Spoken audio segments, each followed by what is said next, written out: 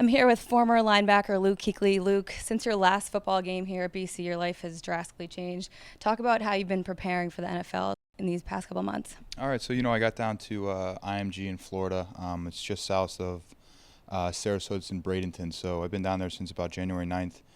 Been training for the combine. The combine was the end of February. That went real well. I went home for about 4 days, and then I was back at IMG for about 2 weeks, and then I got back up to BC for the combine. Or I'm sorry, for the pro day on Wednesday. Now, I'm sure no day is the same, but what's a typical day for when you're training? So before the combine, it was wake up at 6, breakfast at 6:30, individual kind of meetings at 7. 8 o'clock was stretch. 9 o'clock was a movement session. It was like a running conditioning session. 10 that was about 9 to 10:30. 10:30 was a on-field position specific drills.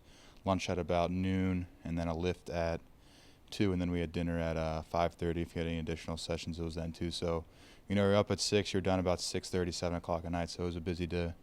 Now, I'm sure the decision making process behind this whole thing was hard. Talk about that a little bit.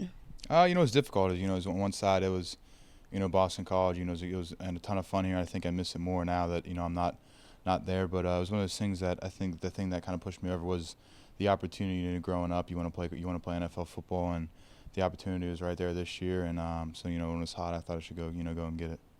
Now, how would you say Boston College has prepared you for all the experiences you've gone through these past couple months? I think the biggest thing about Boston College is it instills a work ethic. It's practice every day. Not a lot of excuses. You just got to go out there and get it done. I think it's one of those things that when I was down there, some guys had some excuses, didn't like some certain things that we were doing, but just kind of go get your work done and take care of business. And I think that kind of helped me out.